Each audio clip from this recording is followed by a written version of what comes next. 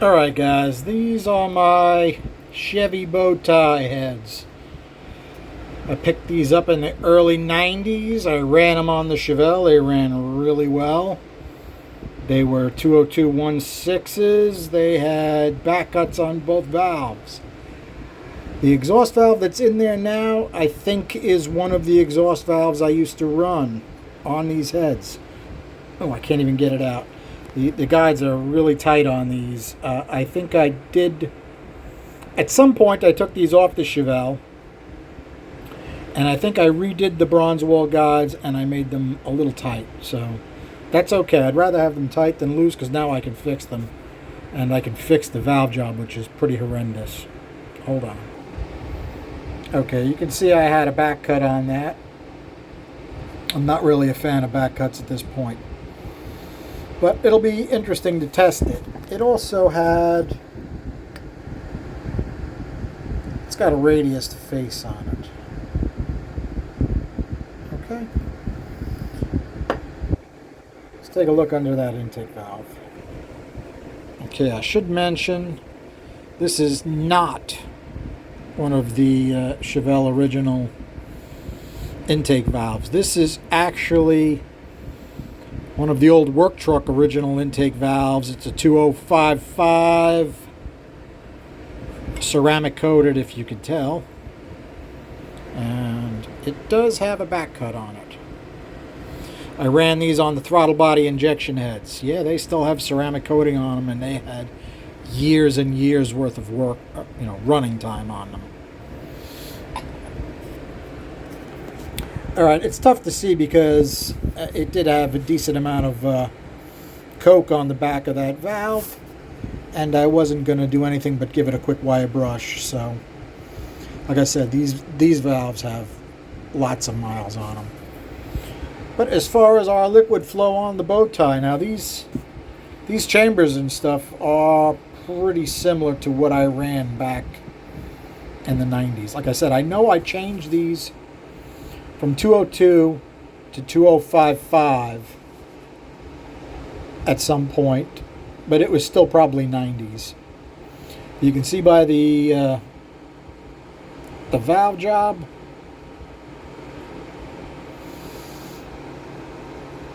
It's all right. It's a stone job with the guides probably too tight, but we got a nice... If you take a look at these, they're not that far off of the Fuelies I did a while back. In fact, these chambers haven't been knocked out as far as the Fuelie chambers were. But the Fuelies also flowed as good as these. Okay, these untouched flow about 230 on the intake and probably, I think, about 180. I think 180 on the exhaust, something like that. Now these have a little bit bigger valve on the intake, and it's had a decent amount of metal taken out of the port. These are originally 185 cc's. These are probably around 200 now, pretty close to 200. I would have to cc it, but they're gonna get some modern Charlie action, I think, because if I don't do something different, it's not going to be good around here. So, I mean, I think it's amazing. Take a look at that splatter across that valve. A spark plug really gave it a... Right, we got a nice wide spot on the bowl. We got this nice wide spot on the chamber, and it went all the way across. So I'm going to say that's pretty good. I mean, if you look at the exhaust seat, it's got to be 100 thousandths wide. And I'll tell you what I was thinking at that point. I was thinking I want wide seats so they don't wear out fast on the street. I was running a 567 lift cam at the time, and on a 383 a hydraulic roller. These were being fed by my tall Victor Jr. with a 2-inch spacer and a 900 CFM projection. On the exhaust was 1 5/8 hooker competitions. Going into a dual 3.5 inch. That's not a mistake. That's 3.5 inch exhaust that I custom built with a 3.5 inch X pipe. Sorry, H pipe. 3.5 inch Flowmasters that are huge. Over the axle with segmented cuts. It was a ton of welding, and the welding looks like crap, so I'll probably never show it to you. And they exit behind the rear tires. Yes, it sounded nice. Was it a good street setup? It was a great street setup. I had enough vacuum with a canister for the power brakes. It was not a problem. I used to cruise around. If I could keep my foot out of it, I could get about 17 miles to the gallon on the highway with it. That's with a turbo 400 tranny, 342 gears with a posi, 2800 speed stall converter. How did it accelerate off the line? Pretty damn good. The headers do have some bangs where the wheels came back down and hit the ground. Not that I'm bragging, but yeah, it was good. Early 90s, guys. Early 90s. Let's take another look at these. Okay, take a look down its throat. I would like to see that a little bit deeper into the bowl, that blue. You can see I gave it plenty of metal around the bolt on the divided wall. The pinch is quite tight because I didn't know what I was doing, and the openings are cut gigantic, probably 206, 1206. I can't keep anything straight. I need to eat again. It's not easy needing to eat all the time. That's what happens when you get old. Take a look at the surface texture I was using back then. It's a little tough because you can see it does have a little bit of rust on it because they've been sitting around since I pulled them out of service in the 90s.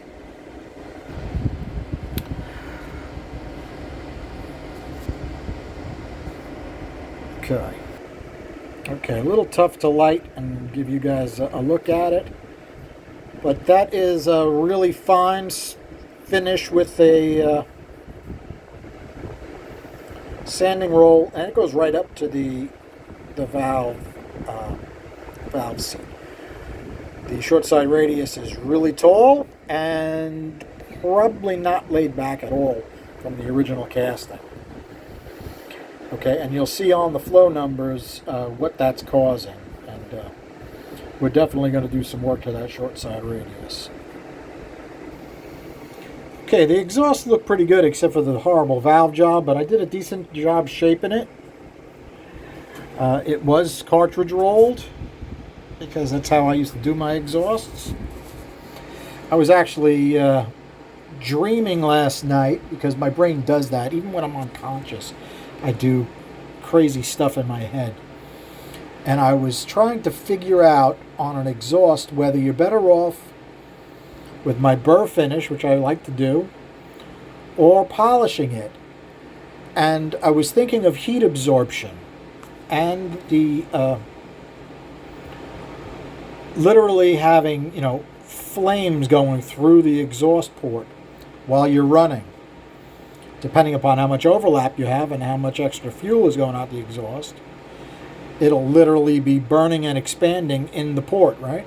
Well, how would that work better with a smooth port or a little bit of texture to give it more of a boundary layer? Yeah, that's the kind of stuff I think about in my dreams. Give me your opinion on that. The old school way of thinking was polish up the exhaust so carbon doesn't stick to it. Well, carbon's still going to stick to it, but maybe a little bit less, right? Let's change positions. Okay, I didn't do a bad job on the exhaust short side radius, but I'm pretty sure I can improve on it today. It's got a decent layback. Not it's lumpy and bumpy, I'll tell you that much. It definitely is not as smooth as I would like to see it. But nothing that can't be fixed. This too also has the cartridge roll that goes right up to the valve seat. You don't see any lower cut in there at all. It still worked fairly well, this exhaust, but we're going to make it better. Okay, I always like the shape of the Bowtie exhaust. Right, a little fatter on the floor, not quite a D, but almost a D shape. A little bit narrower on the roof. Always like that design. Someone's going to say, what are those cuts above and below? Well, I did that with a tiny pencil grinder. And what those are is anti-reversion ribs. Because the headers that fit over it were just a touch bigger. They're 1 5/8" hooker comps, but they're a little taller than 1 5/8".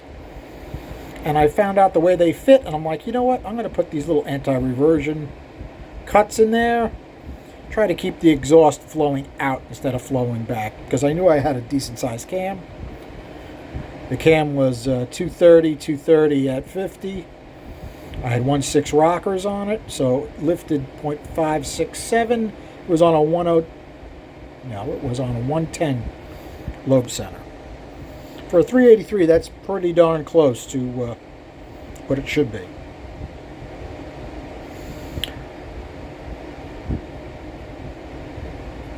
Okay.